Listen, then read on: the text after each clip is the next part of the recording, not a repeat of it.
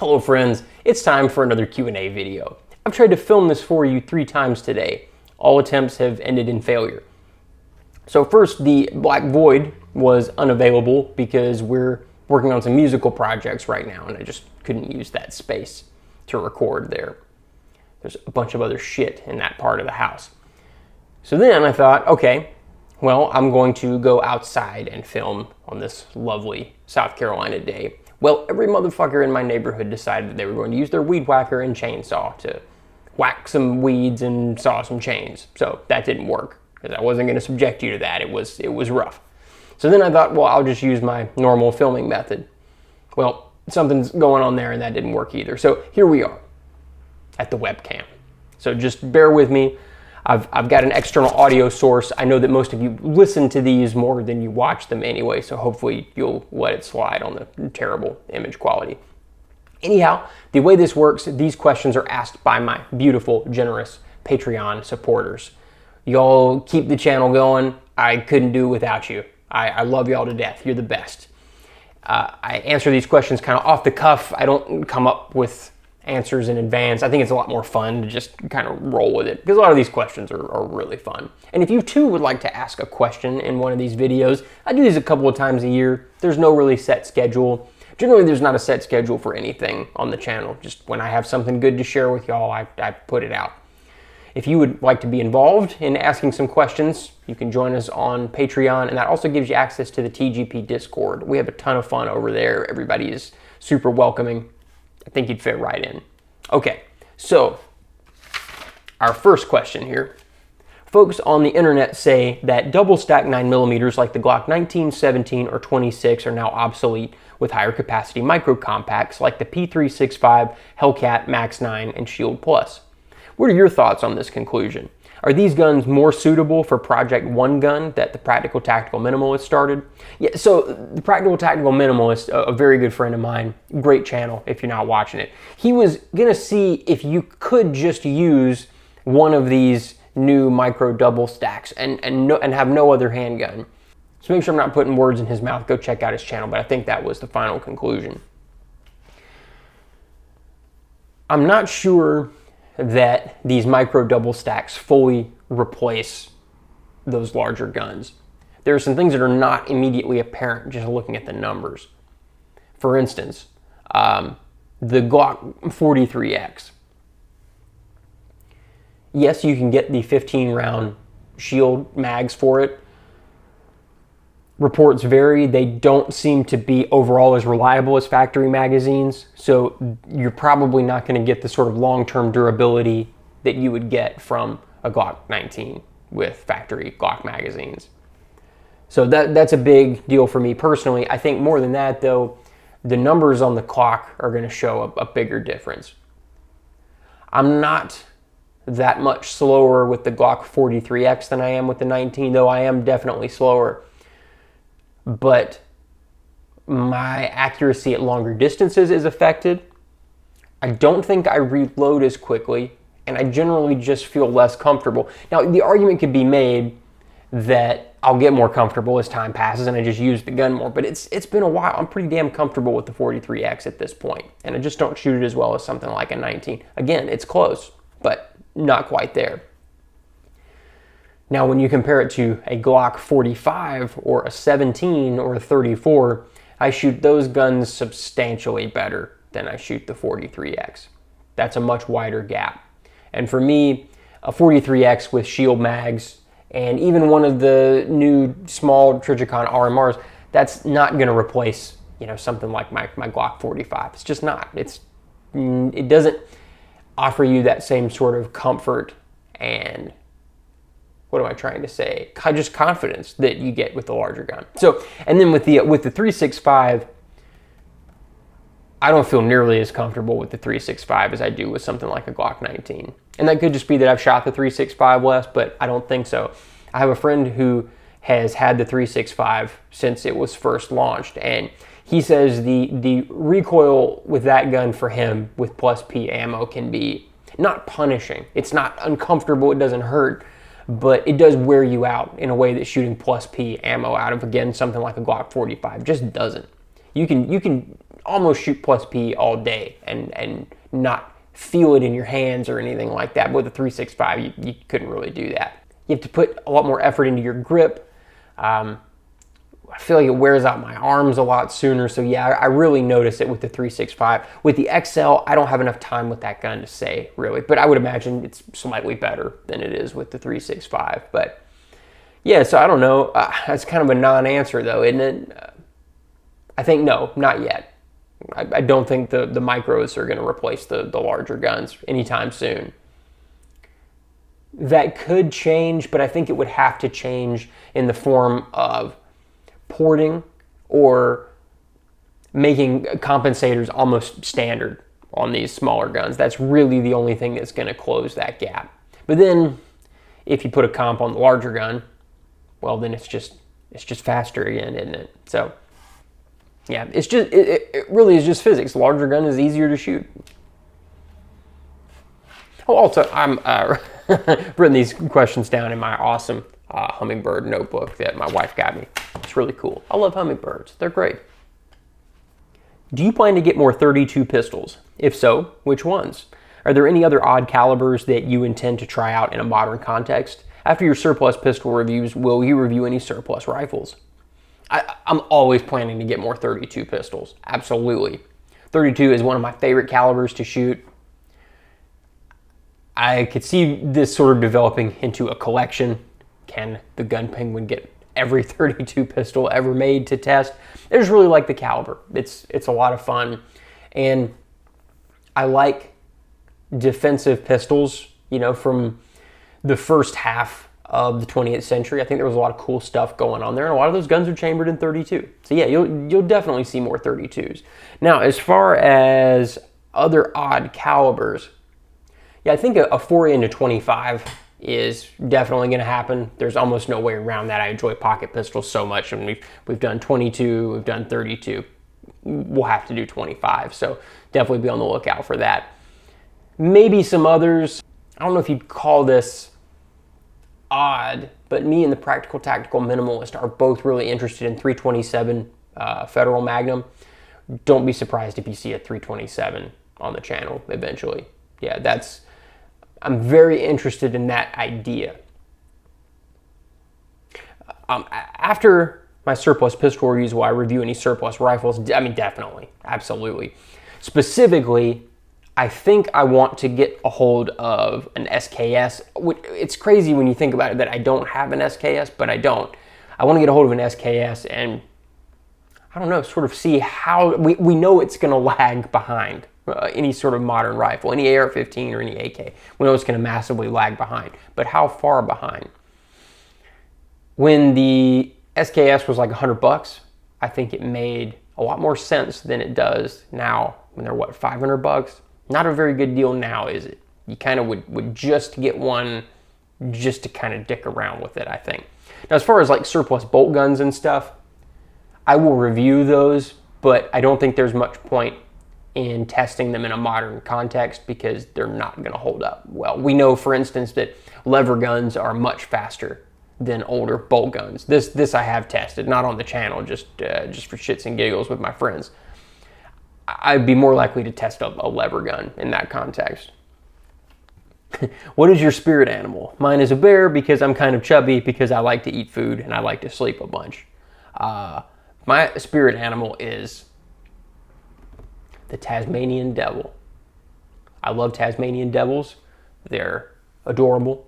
They recently committed a terrible crime on an island off the coast of Australia. You can read about that on the internet. They're little monsters, and I love them. And I'm glad that they're surviving despite a terrible cancer that looked like it was going to completely wipe them out for a minute. If you had to kiss one of your patrons on the lips, who would it be? Well, if I had to kiss one of you on the lips, instead of choosing, because I could never choose, I would propose that we all lay in a big sweaty pile and kiss in the middle of the pile. I think that would be the way to do it.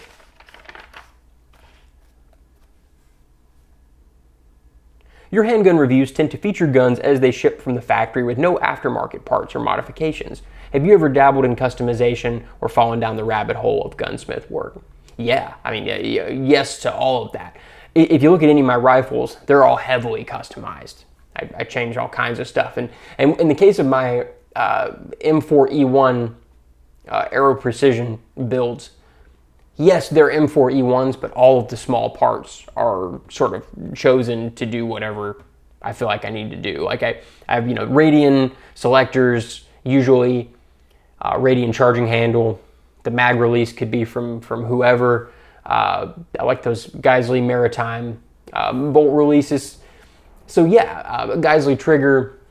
I usually have a mod light on there, or a Surefire, an optic, sometimes two optics. Usually Magpul K2. See, I mean, I go pretty crazy with rifles. With pistols, I've done that with some of them, but it's usually me adding a light and an optic and a compensator more than I'm sort of changing out like a slide or a barrel, because I'm really concerned with reliability. The guns work out of the box, and I don't want to fuck with that just to make it visually cooler, because there's not going to be any sort of tangible increase in performance most of the time. So yeah, I mean, I'll add accessories that directly bolt on, but outside of that, usually not. The exception is that with pistols, I'm planning to put together a couple of Gucci Glocks. I'm probably going to go a little bit crazy there, just because I'm curious about what you're mentioning here. I've always kind of wanted to do that. So yeah, I'll document that process and post a video about it. As far as gunsmith work, oh yeah, absolutely. I'm not doing ludicrously in-depth work on my guns, but I can fix a lot of stuff. So yes, a lot of gunsmithing stuff. Are there any periods in history which you find particularly interesting or compelling, but are underrepresented in media, or you feel people don't know about but should? Rome's crisis of the 3rd century and China's century of humiliation, the Chinese Civil War, are two that leap to mind for me. Are there any periods in history in which you find particularly interesting or compelling, but are underrepresented in media, or you feel people don't know about but should? Rome's crisis of the 3rd century and China's century of humiliation / the Chinese Civil War are two that leap to mind for me. So I have to say, I don't know much about Chinese history, but yeah, I'd like to see the crisis of the 3rd century covered. I would also like to see a show or something about the period that directly preceded Julius Caesar. Maybe something about when Sulla was in power briefly. That would be really interesting. I'd also like to see a show maybe about the 100 Years' War, maybe the English Civil War. And really, when you think about it, the French Revolution and the Napoleonic conflicts are really not particularly well covered by media either, are they? Which is kind of strange. But more than a focus on specific periods, I would like to see media just do history better in general. And I'm not talking about a hyper focus on authenticity, because you still have to tell a good story. But I do get tired of, well, you hear this when people talk about history. Somebody will say like, well, in ancient Rome, they did this.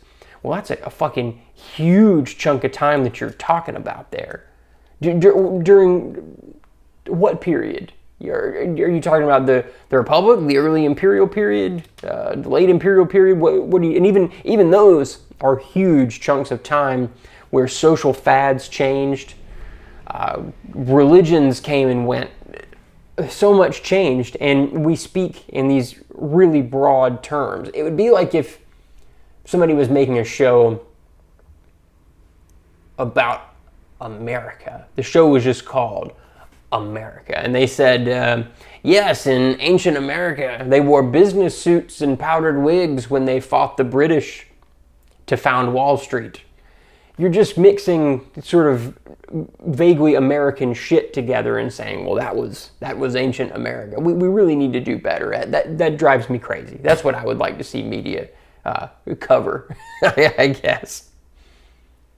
What's the next handgun you're going to review? Also, any upcoming collabs like the one you have with Tactical Girlfriend? The next handgun I'm going to review. I don't like to talk about upcoming projects because things change. I'll talk in a vague sense. Like, you guys know I'm working on the Beretta 1301, the video. That's taking a while because, hey, I get writer's block and shit, and I want to make sure it's good. And if I don't have something particularly good to say that day, I'm not just gonna type out words or film something and then have to redo it later. So the big projects take a while. That HK45 video that I just posted, well, when you see this, that will have probably been a few weeks ago. But when I posted that, I'd worked on that for a long time. So I don't want to talk about that because things fall through, things get shifted around constantly. I can tell you some guns that I'm working on in a general sense, where I've started the script or I've started to film some. I'm doing an update video on the Beretta Tomcat because I shot that gun a lot during the pandemic. The same thing goes for the Glock 40 MOS. Shot that one a lot. The PSA AKP is a pistol. You guys know I've been working on that for a long time. That one's in the works. I'm not getting any new pistols though to review them for a while because I don't enjoy it. I'm bored of it.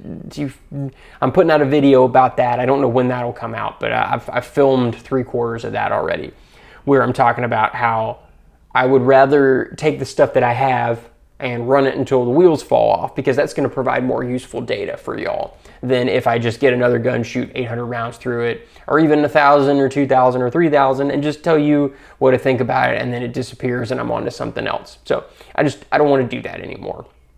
So I'm going to pull out some guns that you haven't seen in a while, and I'm going to start working with those again. That's already begun to a degree, again, like the HK45 video. So, but what am I going to dig back out? Well, you'll probably see some of the CZs, if you can believe it. The Glock 45 MOS for sure, the Glock 43X. So yeah, a lot of stuff's happening, but it's probably going to be a little bit different than what I was doing before, because it needs to be. Again, I wasn't helping anything by just getting the next gun and then the next gun, and they're all the fucking same anyway, with minor variations, with the exception of long-term durability. There is a difference on that front, but striker fired gun, they've gotten so good. Yeah, I guess durability and these minor differences that we talk about in reviews, that's kind of the only thing to look at, and I'd rather look at durability. You asked about collabs. Same thing there. I don't really like to talk about that kind of thing in advance. I occasionally will if it is totally set in stone and it's coming out imminently, but even then I generally don't like to talk about that stuff in advance. But there probably are some coming up. I'll say that. How do you deal with nylon gear addiction? So you know how I just said that I don't enjoy buying new black plastic handguns anymore that are just like all the other black plastic handguns? Well, that's not the case with nylon. I love getting new nylon gear because I see a more tangible difference in my performance with a really great plate carrier, or I don't know, a new type of magazine pouch or something like that. So the way that I deal with that, so that I'm not just buying new nylon constantly, is I make sure that I've completely explored what I already have first. Now, I'm not saying that you can learn everything there is to know about any piece of gear. So I'm not saying that I get to a place where I'm like, I've figured it all out. That's not what I mean. But you do kind of get to a place where you go, okay, I think I've kind of sorted out what this is for and what I'm going to use it for. And you also know at that point whether or not it's going to work in that role going forward. Now, sometimes it's fun to purchase something else that fills that role, just to have something else to try, but a lot of times you realize, this didn't quite work as well as I thought it was gonna. That's the cool thing about nylon gear. It's expensive, but it's not remotely as expensive as a gun. And since stuff just doesn't work exactly the way you need it to half the time with nylon gear, no big deal. You can probably afford to try something else. So I like that a lot. Do you believe that competing can be beneficial to find where your skills are lacking? Yeah, I mean, definitely. I mean, I'm no expert on competition. That's not really my wheelhouse, but I think absolutely. The folks that I've talked to who do compete say that it's one of the most beneficial things they've ever engaged in for figuring out where they lack. Instead, what I do to find my own weaknesses, which are many, I just time myself as much as possible, and I watch playback of my performance. I film myself as much as possible, and I'll see, oh, you did that really badly. You were really slow here compared to this other day, and I can make adjustments as needed. But I would imagine that competition is far more effective than that at showing you the same thing. In 50 to 100 years, which guns that exist or are popular now will ascend to 1911 levels of worship? This sounds crazy, but I think the AR-15 and AK platforms will still be around. I think in the case of the AR platform, I think it will still just be a DI system, pretty similar to what we've got right now. And I think the AK the base system will pretty much be the same. I think the AK will have been updated more. By that I mean I think we'll have a better rail system, and I don't know, we're kind of all aware of the issues the AK has. I think we'll finally get a left side charging option that makes sense and doesn't let a bunch of stuff into the gun. I think the AK will probably also sort of be lightened generally because it is a heavier system. But I think ways will be found to make it a little bit more svelte. With the AR, I think we will see different rail systems, maybe some different stock options. I don't know, that's probably about it.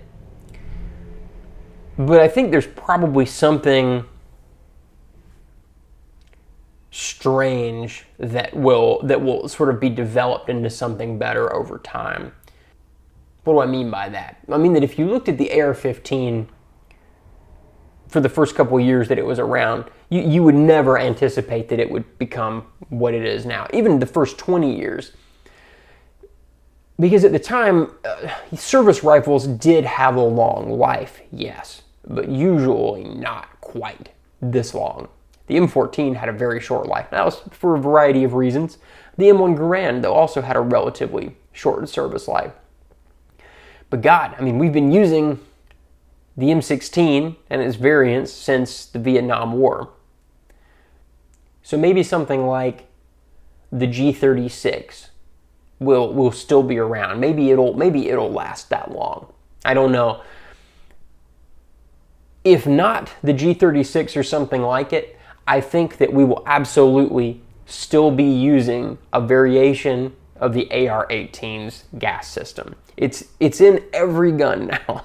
Every gun that's not a DI AR-15 or a piston AR-15. It's using that AR-18 system, the G36, the Beretta ARX.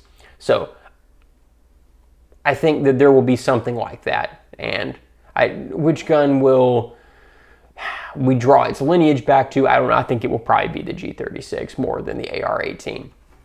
Now, on the pistol end, which may have been more what you were talking about, I'm not sure. I think the Glock. I really do. I think the Glock will probably still be around. We'll have the 12th gen Glock. They will have brought back finger grooves, and they will have done away with front serrations again. In fact, it'll look exactly like a Gen 2 Glock. But yeah, in the year 2087, the Glock will probably still be around. Other designs, it's looking like the SIG 320 will probably still be around too. I don't particularly care for that series, but I think it's here to stay. I think it'll still be around. What are some prominent brands in the firearms industry that you think coast on name recognition and are no longer as innovative or as high quality as they once were? Well, let's address the last part first. I think that quality overall has gone up. I'm not really worried about quality among those sort of top tier manufacturers. Those are Glock, Beretta, HK, Walther. I'm sure I'm forgetting somebody. SIG is almost there, but I've seen too many SIG issues in person with my own eyes. I think that SIG has some quality control problems. But the rest of those, God, I mean, if you buy a Walther, it's going to be great. A Beretta, it's going to be great. HK, Glock, those are all going to be great. All of them, though, are coasting on name recognition. Even Beretta, who's done a lot of innovative stuff in the last couple of years. Don't get me wrong, I love the stuff they put out, but it's really, we're praising them for just finally getting with the fucking program and putting out stuff that's kind of similar to what the rest of the industry is doing. And Glock's kind of the same thing. We praise them for just finally catching up. And don't get me wrong, they're great guns, but it's usually left to somebody like Walther to do something kind of more innovative. And even they've kind of slowed down with that a little bit. The PDP, it's kind of just a reworking of the PPQ. Yeah. And HK is also more likely to do something innovative, but lately they less and less have also just kind of been trailing behind trends. Where we see new innovation, where we see innovative ideas popping up is really in the makers of things like aftermarket slides and stuff like that. They're really kind of pushing things forward. So yeah, I guess that was a long-winded way of saying I think everybody's kind of resting on their laurels a little bit. And with gun sales, what they are right now, well, why the hell would they innovate? What they're doing right now sells just fine. Do you plan on doing any long-range focused content? Yes, I do. I don't know what that's going to look like. I don't really have a camera set up for that. Because you really need multiple cameras to make that work. But I've got something in mind. Again, I don't like to talk about projects that are in the works because things change and I don't want to disappoint anybody. But yes. What do you think will be the next big innovation in service-sized pistols? Oh, I love this question. Now that the market is so saturated with good polymer striker-fired options, what's the next significant change that will take the market by storm and spur on a wave of copycats? I think that we're going to see innovations from the aftermarket be put into standard production. We've talked about that a little bit. I also think that there will be innovations in materials that we'll see with these smaller double stack micro carry pistols. By that I mean, I think we'll see stronger plastics used, possibly titanium, just new construction methods to make those stronger. I think those will inevitably find their way into the larger service pistols. And I think the larger service pistols will be made lighter, probably more durable. I think that's pretty much inevitable. I also think that as optics become more ubiquitous, I think in 15 years you won't be able to get a gun that doesn't have an optics option. I think that in the next 40 years, we will see augmented reality functionality become standard. I think that's also just kind of inevitable the way things are going. But since we've pretty much maxed out cartridge technology and gunpowder propelled projectile technology, until we invent lasers or plasma, we're kind of just shuffling, stuff around until we've got ray guns, right? But I suspect that we will see a move in the next 50 years towards a cartridge that has a smaller, lighter bullet that is going much faster. And I think that might even become the standard pistol cartridge, sort of like the new 9mm. I don't know who's going to develop that, and I don't know what the bullet weight will be or what the speed will be, but we already see some folks moving in that direction, and I think that would be a great thing to do. I noticed when I was testing all these 32 ACP pistols that 32 has a lot going for it because you can just crank the rounds out of that gun so fast. And something like the Beretta 81 Cheetah, it's so accurate. If you could figure out how to offer similar recoil, let's say recoil that's maybe 30% less than 9mm, with similar magazine capacity, maybe 17, 18, 19 in the magazine and a round that's going, 1,700, 1,800 feet per second. That would be very compelling. I'd really like to take a look at that, and I think we're gonna move towards something like that. It would be kind of like the the Bruno. I think it'll be something kind of like that cartridge, but not. It'll be a little bit more advanced than that. I think that's kind of inevitable. It may even be some sort of telescoping round, but maybe with a plastic case. But I think that'll be the next big development. If you had the resources to design, produce, and manufacture an aftermarket gun product, what would its function be? I don't know. I'd probably want to design an optic. There's still some changes that I'd like to see in pistol optics specifically that I think for my stupid eyes would make them a lot better. I really wish I had the resources and the hubris to design something like that. That would be really fun. And it would absolutely fail because I designed it. It would really suck. I would also like to maybe design some sort of plastic holster and maybe some nylon gear. Again, assuming I had the hubris to do this, that would just be kind of fun, especially if I worked with some people who actually knew what the fuck they were doing. I'd like to also hear what y'all would develop. I wouldn't have any clue what I was doing, but it'd be fun. What is the most important conversation topic in the gun community right now?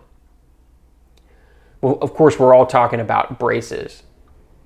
But I think braces kind of bring us to something else, and that's inclusion. I still don't feel like the gun community is particularly welcoming to new members who aren't just regular fucking white guys. I see it all the time. I see it in the comments. I see the vile shit that people say about folks that are different than them. It's disgusting, it's limiting us, and it's showing me that the gun community does not actually want to expand Second Amendment rights. And look, I'm making a blanket statement here because this is one question. I can't take 2 hours to answer this question, and that's what it would take to answer it properly. So obviously, I don't think that every single member of the gun community feels this way. But in a lot of cases, it seems like we don't actually want the Second Amendment to expand. We don't want additional Second Amendment freedoms. We really just want to have a fight with people that aren't exactly like us in every way. And that's fucking dumb. There's room for everyone in the gun community. We should embrace anyone who wants to join us. Guns are for everybody. Home defense is for everybody. Personal protection is for everybody. And the gun community is filled with these people that say they want these libertarian freedom to do whatever they want. But that apparently doesn't include the freedom for women to do whatever they want with their bodies. It doesn't include the freedom for people to put whatever chemicals they'd like into their bodies. It doesn't include freedom for people to live the way they'd like to live the way they were born, to marry who they want to marry who they love. Those things are not included. It's just the stuff that you, as a fucking regular white guy, the stuff that you want to do, that's included. And that's fucked up. So the inclusion conversation is the most important conversation that we're having right now. And we suck at inclusion, so do better. I know who this one's from. What is the superior ice cream flavor? You know what? Regular old Ben & Jerry's vanilla with some fresh berries. One of the best things in the world. Some fresh blackberries, maybe some raspberries, perhaps a strawberry. That's a favorite. If that's not available, have you guys ever had Grater's ice cream? Grater's makes fantastic ice cream. There's this double chocolate. It's like chocolate with chocolate chips. That's a good ice cream. I noticed that sometimes you post cards with your guns on Instagram. What are they and why are they there? Yeah, I noticed. So I started putting tarot cards in some of my Instagram posts. My Instagram that roughly 4 people look at. That's one less person than watches these videos. Yeah, I guess it makes sense. I shouldn't take it for granted that somebody has seen a tarot card, but that's what they are. they don't really mean anything. I just think the art's cool, mostly. You guys know that I really like occult stuff. I spend a lot of my time reading about occult stuff and researching various occult topics. So I always am looking for tarot card decks that have really interesting art. And the one that you always see me posting is the Fountain Tarot. It's by far and away the best art I've ever seen on a deck of cards. It's just incredible. Great stuff. You put watches with your guns on Instagram. Are you a watch person? What's your favorite one, and what is your dream watch? Yeah, I like watches. I mean, I don't actually like have like a big watch collection though. I have a couple that I really like. I guess I'm a watch person. I have a pretty small collection for a watch person. I kind of view them just as kind of, it's a practical time-telling device, and they just look cool. My favorite one that I've got right now is just like a Glycine Combat Sub. Not an expensive watch, but it tells the time and it looks super cool, so I'm down with that. Dream watch. It's Pepsi Rolex. Yeah. I'd love to have a Pepsi Rolex.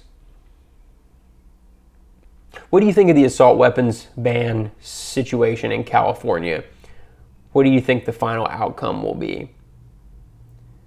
I mean, this is what always happens in California. Something gets overturned, and then immediately another court puts the overturning on hold, and your ban's back on. It's just going to go on like that forever. I don't think things will ever appreciably improve for California. I think that the rules will just get shuffled around. It'll always absolutely suck for gun owners in California, if you want me to be totally honest. And part of that is that the majority of folks in California seem to want it that way. And if that's the way they want it, it's not going to change. We do the things we want to do, and we don't do the things we don't want to do. Tell me about your dream range day. Are there any locations that you wish you could go and film? Dream range day. I don't know. I love shooting with my friends and doing drills together with other folks. That's super fun. Any chance to do that is pretty much my dream range day. Any locations I wish I could go and film? I don't know. I really like where I shoot, but I know where I wish I could go and shoot. I wish I owned my own land. I wish I had my own private range and I could shoot there. That's the best answer that I can give. I mean, I think we kind of all want that, but that would be so much fun to have my own range set up exactly the way I want it. That's what I want. What are you most excited to do now that the world has reopened somewhat? I can't believe I'm going to say this. I wouldn't mind playing a gig. I don't really like playing live very much. I'm much more of a studio rat. I would much rather be in the studio doing anything, working as a producer or just as a session player. It doesn't matter to me. That's what I like to do. But God damn it, I wouldn't mind playing a gig. It's been so long. Are you playing the Mass Effect remaster? What do you think of it? What did you think of E3? E3 sucked. E3 really sucked. And what sucked most of all was no Elder Scrolls 6, which we knew that we weren't going to see Elder Scrolls 6. And the Starfield trailer. And to know that Starfield is not coming out this year, that there's a whole other year after this one to wait for Starfield, that sucks. I'm very angry with Bethesda right now. That really sucks. But yeah, E3 was just lackluster. There wasn't much happening there. You know, we're heading into this new generation of consoles, and there's nothing. Whole heap of nothing. I guess it's kind of always like that, though, the first couple of years. Towards the middle of the console generation's life, that's when things really take off. Which Teenage Mutant Ninja Turtle is the sexiest? Well, this question disgusts me because these turtles are obviously underage. It's right there in the name. They're not called the adult Mutant Ninja Turtles. They're the Teenage Mutant Ninja Turtles. So this question is disgusting. But if I had to do someone on the show, it would definitely be that old rat that teaches them things. You know, he's got a lot of knowledge. He's a rat daddy. He's kind of a rat ninja daddy. You know, I could be persuaded. I could be persuaded to go for that old rodent daddy. He seems like he'd probably be gentle, so that's nice. How have you been coping with ammunition prices? How long do you think it will be before we're back to pre-COVID prices? It's going to be a long time before we're back to pre-COVID prices. This is going to be a really long time. I don't know. I estimate 3 years. I would compare it to a past ammo shortage, but none of them have ever been quite like this. So that's my best guess, 3 years, and it is just a guess. How have I been coping with ammo prices? Well, when this all started, I had a pretty massive stockpile. But for the first 8 months or so, I didn't slow down how often I was shooting. Stockpile goes pretty fast at that rate. And then I bought ammo in limited quantities. At a certain point, though, I don't have money for that. I can't pay $45 for a box of 9mm. So things have slowed down for me shooting and buying ammo. That's why you haven't seen a lot of stuff on the channel. You know, that and just good old-fashioned writer's block.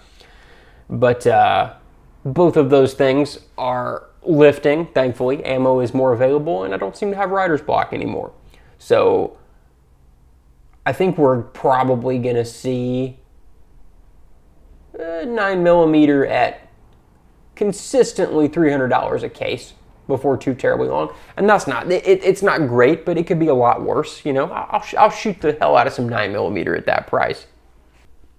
How important are movie and TV appearances to gun sales these days? Have you had customers asking for guns from specific media properties? And how many times have you had to explain to them that Judge Dredd's gun is in fact not real? This is really interesting. So I noticed at the shop, first of all, the situation is such that I can't sort of specifically order things the way that you would want to. Like I can't go, well, I'd love to get some HKs in stock this week. I'm going to call Lipsy's up and order some HKs. Whatever they have in stock, that's what you have to choose from, and it's usually extremely limited. And I think that's kind of trickled down to the buying habits that new gun owners have.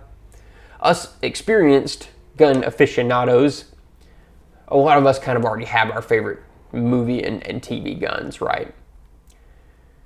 But new gun owners, in a lot of cases, because the situation is the way it is, they're asking their friends, what's a good, reasonably priced gun that I can go down to the shop and ask for? It's a lot of things like, you know, the Taurus G2C, that's really popular.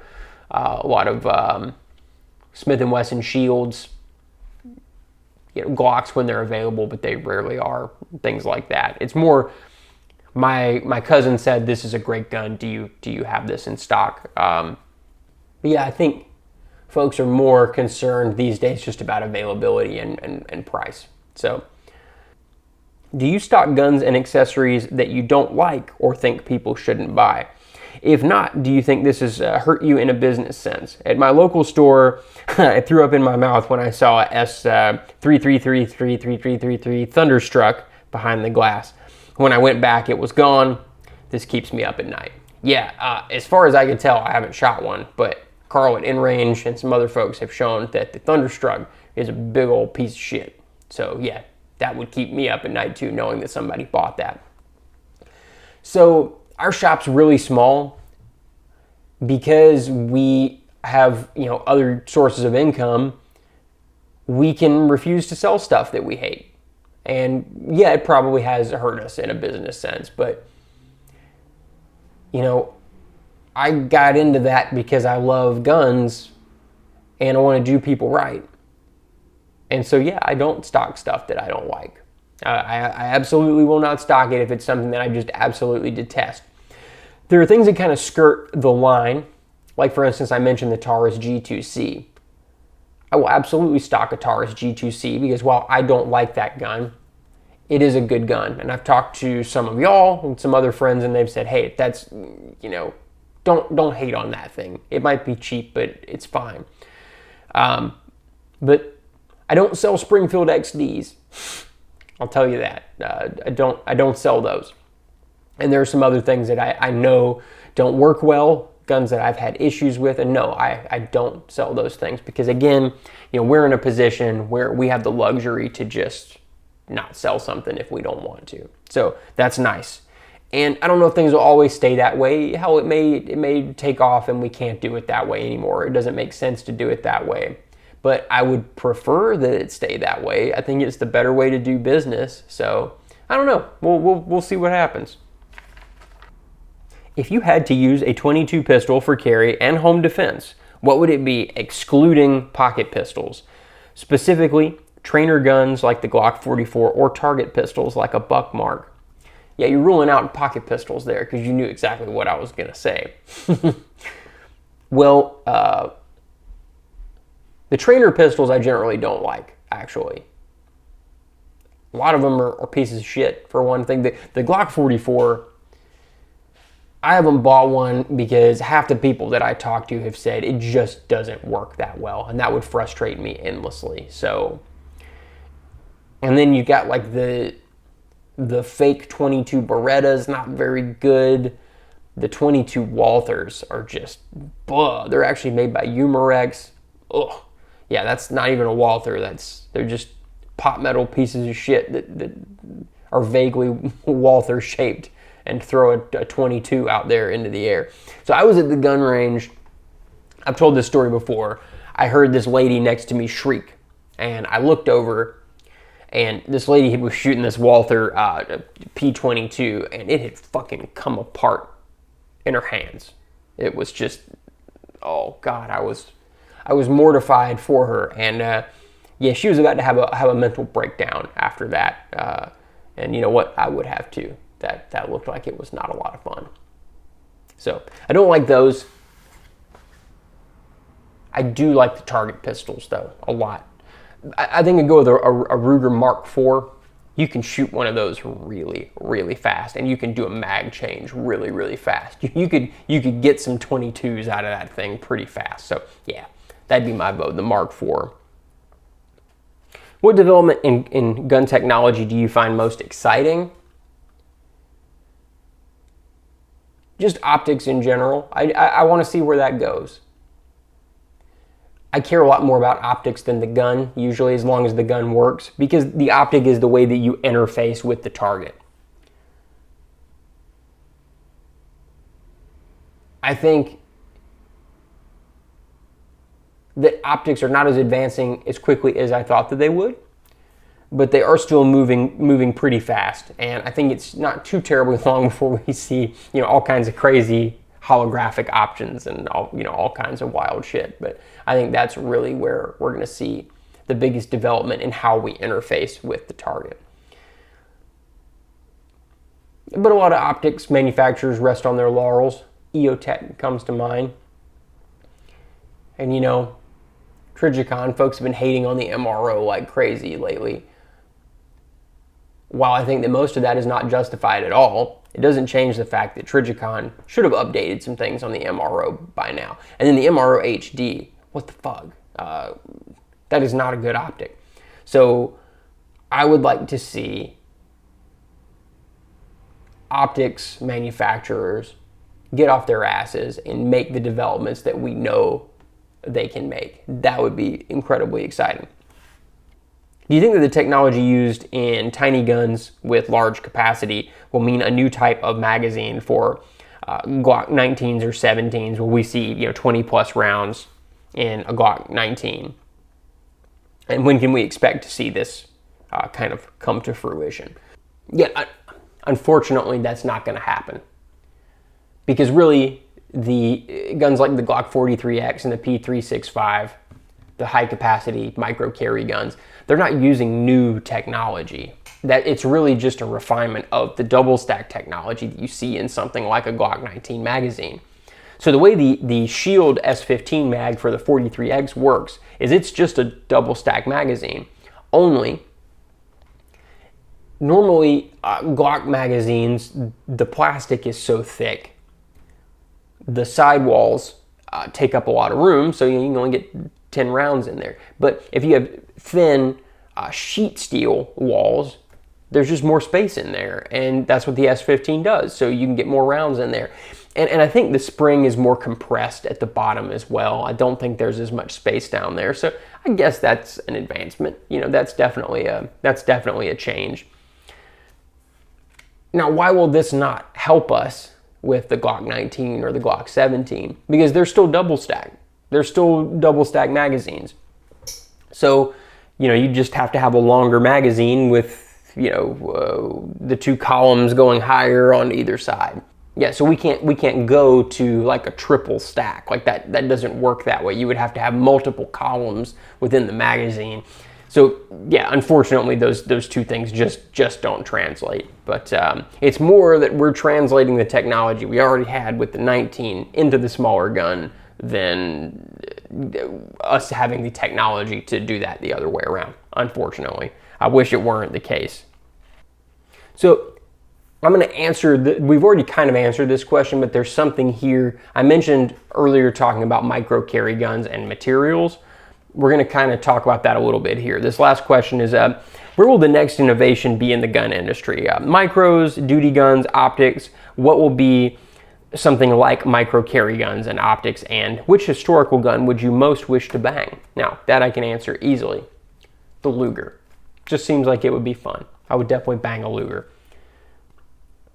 But the next innovation, you mentioned, will the next innovation be in micros potentially? And yes, I do think that's where it will be, other than the stuff we've already talked about. I think that we will see massive advancements in construction materials over the next, let's say, 20 years. Look at how far polymers have come in the last 60 years. Polymers were initially brittle or soft, just generally not particularly durable, but the formula was tweaked and tweaked and tweaked to the point that we have Glocks and VP9s and, God, polymer AR-15 lowers. So if we keep that development up, we're going to develop stronger and stronger polymer that can be smaller and smaller and smaller. Right now, one of the issues with some of these micro guns, especially the P365, is long-term durability. I think we will eventually get a P365 that will be just as durable as something like a Glock 19 by tweaking the formula in some of those materials. I think we will also get lighter and lighter materials. We might see an increase in the use of titanium. I don't know, but so I think those micro carry guns will get lighter and stronger at the same time and more durable, and then those advancements will trickle up into larger duty sized guns. So yeah, I think that's going to be a big change. As for the other stuff, yeah, like we've talked about, I think optics are going to get better for sure. But yeah, I'm really curious what will happen with materials. If anybody has any ideas, please let me know. So thank you so much for watching this rambling mess. I appreciate it. Thank you to everyone who submitted a question. I hope you all have a wonderful evening, and I'll talk to you soon. Good night.